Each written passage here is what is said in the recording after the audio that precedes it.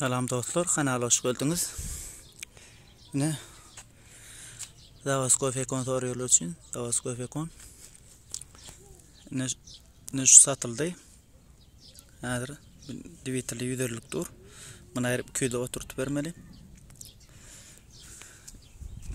Motor tane adaydı. Dubada. Arkana biletler açıldı. Ne bir de köylük gapa Fekon. Buslu. Ne diskalar ne şeyler orijinal köp adam orijinal pras oynayal dep düşünmeyen şu tayını elin geçmeden şu qalınlığın görüyorum. Elin beyleklerine şu tay şu say açık olup on elin geçirden. Kının bunda da duba led var.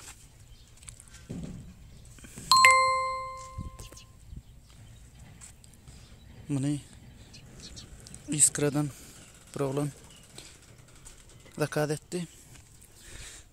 Ne bir ya var ama şey ne bir Fekon motorda medal yok. Bunu da tkak balajını işlepti.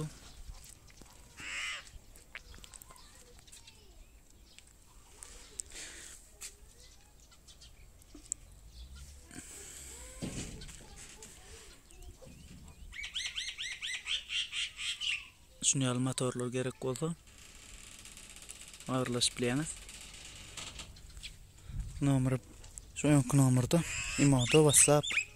Bu da hatta ağırlaş bileniz.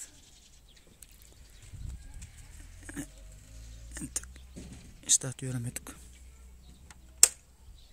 Onlar da işaret onu.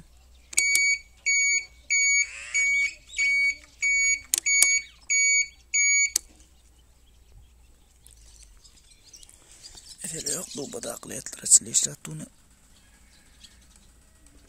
Görüyorum. Bu etler ne söyle? Mungkin orijinal diska, kalın diska.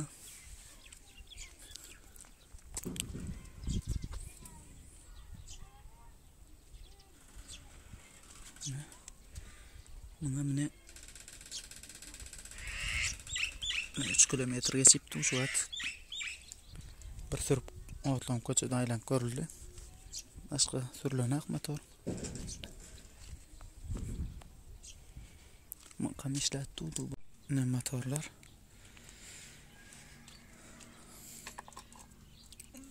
Leyatlar ne korkudan bulanım. İşte kamyon yandır.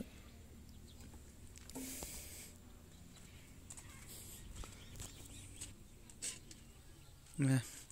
Balar yalan 150'si 17 manat. Şunu yal gapa divitilde at gerek olsa 17 manat. Ne?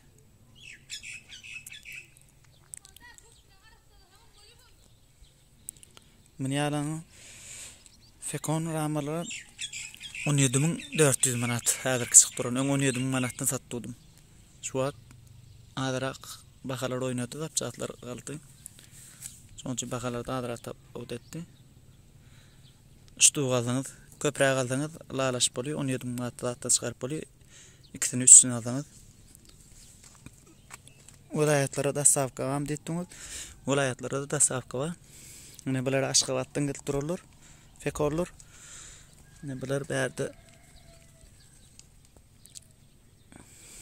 çıkıp dururlar. Ya rahmetli. Gerek olsa madarlaşıyınız. Ne arkarana mutlak korkudayn. Mutlak.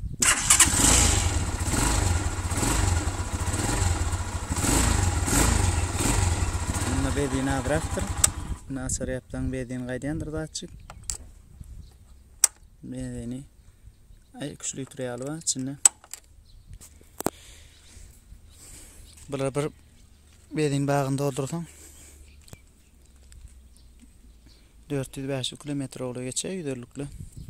Aşgabat'tan sürüp getirmem gördüm de varla. Epeyli yol geçen ekan. Menat kak balajni işletti ne?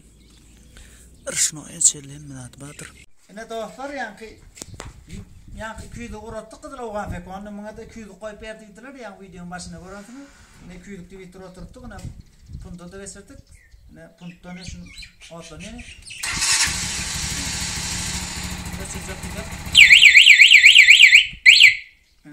Ne zapasan bana asar görüştü. Bununla da otluyor ne? Bununla da şu zaten.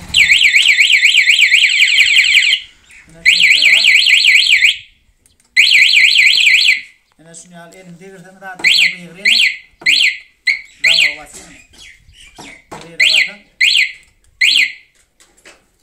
Ne motor? Şunu al motor verip kodu. Ağırlaş bileniz.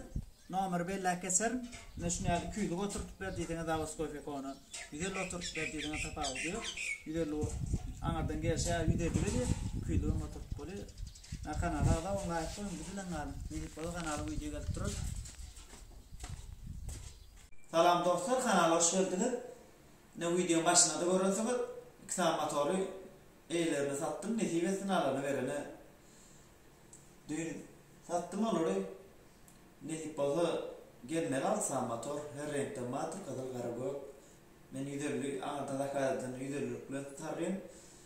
Yönü değer gelenden küydüğü uğrup oluyordur. İkisinin son küydüğü alkıttılar motorları. Köp adam küydüğü uğraya köpüdü yüderlikli bitir uğraya. Yani ikilik diye önüne köp verilirdi. Benim motorla gerek olsa gelip duruyor. Ağırlaşıp bileni WhatsApp'ta imoto. Renkine ayıklanır. Görün. Twitter ne Twitter'lık arfek onlarık mı? Köp afek on. Yani firma gelmen görmüştü. Küydüğü koyup vermen olsa. Öyle imoto da hatta WhatsApp'ta ağırlaşıp bileni de ümide yakada da atları olur diyorlar. Motor gerek olsa geliyor da olsa afek on gerek olsa da olsa koy. Melik oğlan afek on gerek olsa oğlan. İkisini taptırıp durur. Evet dostlar, ben pişireceğimiz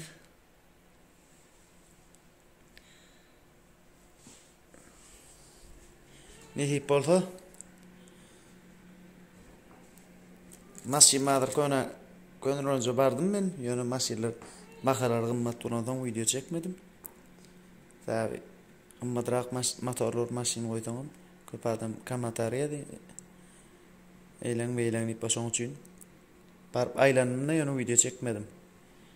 Daha sonra madem ne deyip burada barıp video çekmekçi. Hem köp adam çektiriyor. Ne deyip burada kanalı video götürür. Motor gerek olsa imoto WhatsApp'ta birleşip bileniz. O sağ olun.